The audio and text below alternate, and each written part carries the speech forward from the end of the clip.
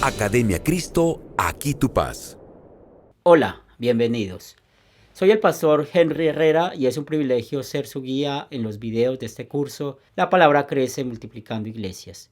Ustedes previamente han tomado el curso llamado La Palabra Crece Multiplicando Discípulos, en el cual aprendieron la diferencia entre la multiplicación y la suma. Cuando un discípulo piensa en la suma, su enfoque está simplemente en hacer discípulos uno por uno. Esta es una obra buena e importante. Sin embargo, en ese curso nos dimos cuenta que el número de creyentes crece más rápidamente cuando hacemos discípulos los cuales hacen otros discípulos. Cuando se trabaja en esa forma, el número de los que comparten y escuchan el mensaje crece exponencialmente. En este curso hablaremos sobre cómo multiplicar iglesias, por lo cual es importante que no solo entendamos el concepto de multiplicación, sino también el concepto de la iglesia. A primera vista puede parecer obvio. Usted tal vez esté pensando, claro, yo sé qué es la iglesia, pero siempre es bueno repasar y recordarnos cómo la Escritura usa esa palabra. Entonces, comencemos aclarando lo que la iglesia no es. La mayoría de la gente usa la palabra iglesia para hablar sobre esto, un templo, un edificio, y está bien, pero la Escritura nunca usa la palabra iglesia refiriéndose a un edificio hecho de ladrillo y cemento. Pero entonces, ¿qué es la iglesia? El primer lugar en que la palabra iglesia se menciona en el Nuevo Testamento es en Mateo, el capítulo 16. Jesús pregunta a sus discípulos, ¿quién creen que es Él? Pedro responde, tú eres el Cristo, el Hijo del Dios viviente. Jesús entonces dice, bienaventurado eres Simón, hijo de Jonás, porque no te lo reveló ningún mortal, sino mi Padre que está en los cielos.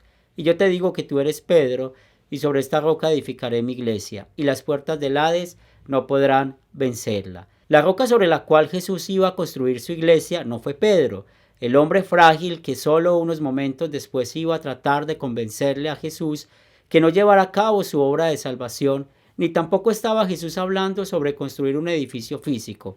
Al contrario, la palabra iglesia se refiere a personas, aquellos que, así como Pedro, iban a creer en Jesús como su Salvador.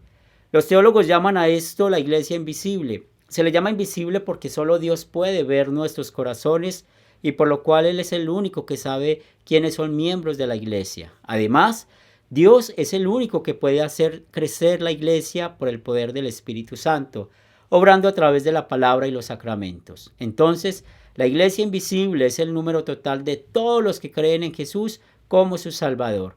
Mateo, el capítulo 16 no es el único lugar en la Biblia que hace referencia a esa iglesia invisible, sino también se encuentra en las cartas inspiradas de Pablo, como por ejemplo en Efesios 5:23 y Colosenses 1:24. La iglesia invisible no es el único tipo de iglesia mencionada en el Nuevo Testamento. Si nos adelantamos 2 capítulos en el mismo libro de Mateo, encontramos un uso diferente en la palabra iglesia.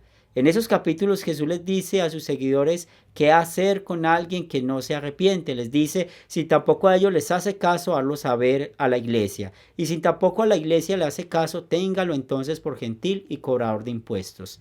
En este caso, cuando Jesús usa el término iglesias, Él obviamente no está hablando sobre todos los verdaderos creyentes, es decir, sobre la iglesia invisible cuyos miembros son conocidos solamente por Dios.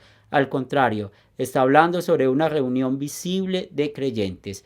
En este versículo vemos otra manera que la Escritura utiliza la palabra iglesia.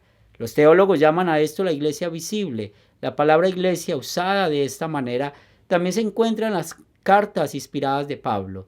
En Romanos, el capítulo 16, Pablo pide a los romanos saludar a la iglesia que se reúne en la casa de Priscila y Aquila. Una iglesia visible, entonces, en cualquier grupo de personas que profesan creer en Cristo y se reúnen alrededor de la palabra de Dios y los sacramentos, ya que tienen fe por el poder del Espíritu Santo, obrando a través de los medios de gracia, siempre habrán miembros de la iglesia invisible dentro de una iglesia visible. Esta distinción entre la iglesia visible e invisible es importante notar mientras hacemos este curso sobre la multiplicación de iglesias. Entendiendo lo que acabamos de ver, en este curso estamos hablando sobre iglesias visibles, es decir, sobre cómo plantar grupos que se reúnen alrededor de la palabra y los sacramentos. Además, nos enfocaremos en cómo multiplicar esos grupos. Por lo tanto, nuestra meta será fundar iglesias que tienen el deseo ferviente de fundar otras iglesias.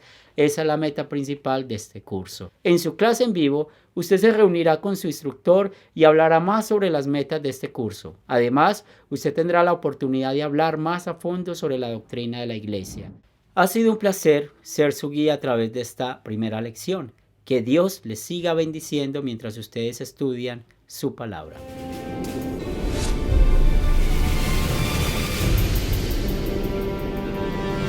Academia Cristo, aquí tu paz.